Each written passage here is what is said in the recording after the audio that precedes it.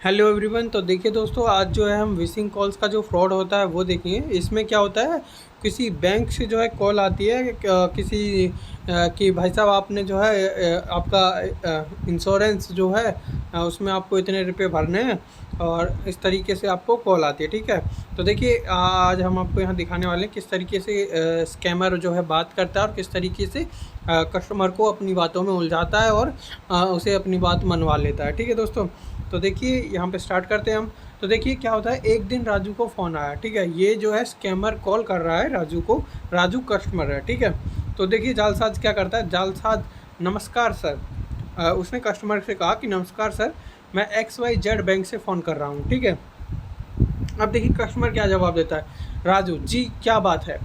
अब देखिए जालसाज क्या जवाब देता है, यह कॉल आपकी बीमा का पॉलिसी के संबंध में है। आपकी पॉलिसी एक्टिवेट हो गई है और आपको प्रीमियम के रूप में कुछ अमाउंट का भुगतान करना होगा। ठीक है, अच्छा अब राजू क्या जवाब देता है भाई साहब, राजू देता है जवाब कि नहीं, मेरे पास XYZ बैंक का कोई बीमा नहीं है। अब देखिए ज़्यादातर कॉल जो है बैंक की तरफ से आती हैं। ठीक है, मतलब बैंक जो स्कैमर होते हैं वो ज़्यादातर कहते हैं कि हम बैंक की तरफ से बोल रहे हैं। ठीक है, आप ज़्यादातर देखोगे कि बैंक का ही सिलसिला रहता है ज़्यादातर, कि बैंक से कॉल कर रहे हैं, हम बैंक के एजेंट बोल रहे हैं, ऐसा ऐसा करके। ठीक है, तो देखिए फिर जालसाज क्या कहता है कि राजू ने ये कह दिया ना कि मैं अब XYZ बैंक में मेरा कोई बीमा नहीं है।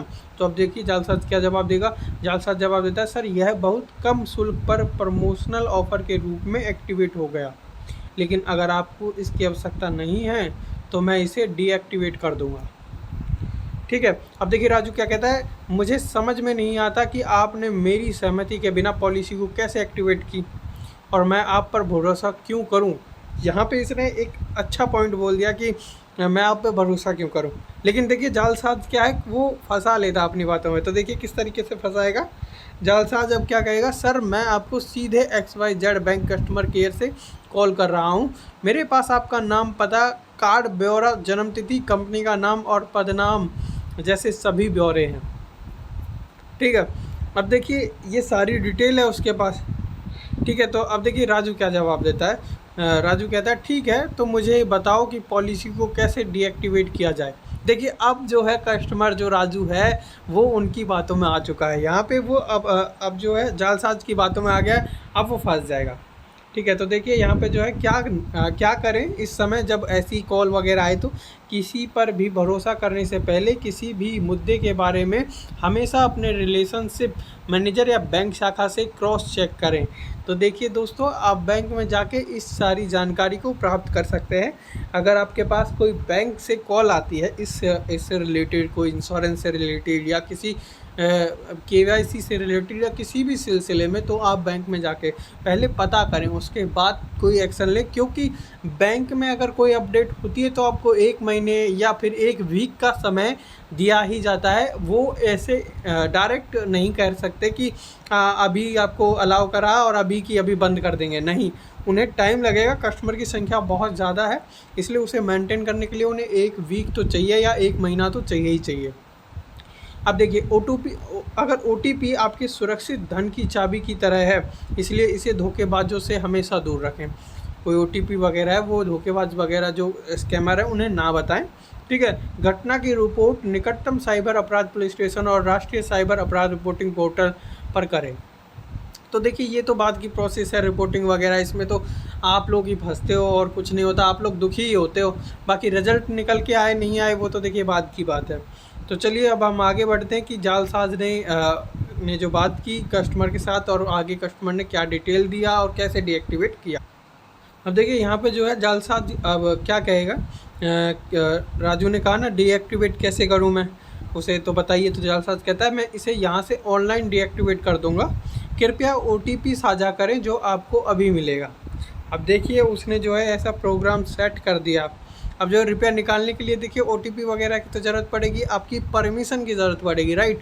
तो OTP के फॉर्म में आपके पास परमिशन आती है, और आप उस OTP को अगर किसी को भी बता दो तो आप उसे परमिशन दे देते हो कि निकाल लो भाई साहब रुपया वगैरह जो भी है। ठीक है, तो अब देखिए अब क्या है, राजू के पास OTP आएगा। राजू, हाँ मुझे OTP मिला है, और यह है इतना मतलब XYZ जो भी OTP होगा वो उसने जालसाज को बता दिया, जो स्कैमर है, जो फ्रॉड कर रहा है उसे बता दिया, ठीक है। अब जो है जालसाज क्या कहेगा, मैंने पॉलिसी को डीएक्टिवेट कर दिया है सर।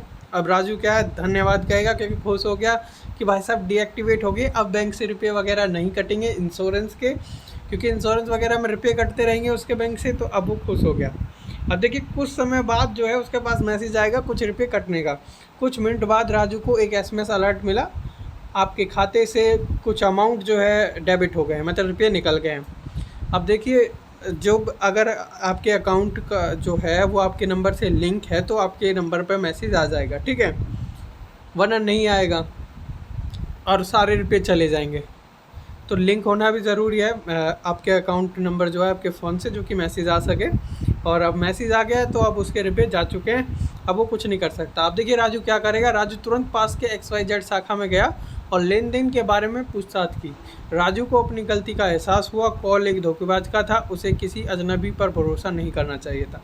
देखिए वो जो ऐसी चीज़ें हैं ये हो जाती हैं, लोग बाग जो है इस चीज़ को कर देते हैं क्योंकि उन्हें जाने या आने में दिक्कतें बहुत ज़्यादा होती हैं। एक्चुअली लोगों को दिक्कतें होती हैं क्योंकि उनके पास हज़ारों काम होते हैं, तो ऐसी चीज़ें कर देते हैं। तो अब जो है अब इन चीज़ों का अब इन चीज़ों से बचे कैसे, क्या ना करें जो ऐसी चीज़ें ना हों। तो गोपनीय जानकारी ब्यौरा मांगने वाले अज्ञात कॉलर्स जो बैंकों की ओर से बोलने का दावा करते हैं उन पर भरोसा ना करें। बैंक फ़ोन पर इस तरह की जानकारी नहीं मांगते और डिजिटल दुनिया में अजनबियों पर आसानी से भरोसा ना करें और अनजान नंबरों से कॉल का जवाब देते समय सतर्क रहें।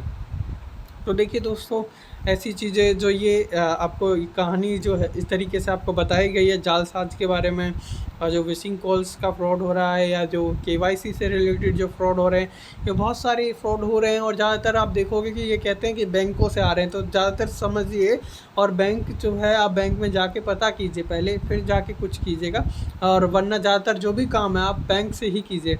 मैं तो यही कहूँगा कि आप जालसाजों से बचने की कोशिश कीजिए, और जो भी आपका काम है अपडेट वगैरह कराना, KYC कराना या कुछ भी काम है, तो बैंक में जाके पर्सनली जाके बातचीत करके आप कीजिए। तो ऐसे जालसाजों से थोड़ा सुरक्षित रहिए, क्योंकि ये जो कहानी है ये रियल बेस है, ये रियल कहानी है। बस इसमें जो है लोगों को समझाने के लिए ऐसे बताई गई है, बाकी ये रियल कहानी है। बहुत हज़ारों की संख्या में, लाखों की संख्या में ऐसे फ्रॉड हो रहे हैं। तो ऐसे लोगों से बचने की कोशिश कीजिए, सुरक्षित रहिए। तो आज के लिए इतना ही, थैंक यू। ऐसी ही और वीडियो के लिए हमारे चैनल को सब्सक्राइब कीजिए, शेयर कीजिए, लाइक कीजिए, थैंक यू।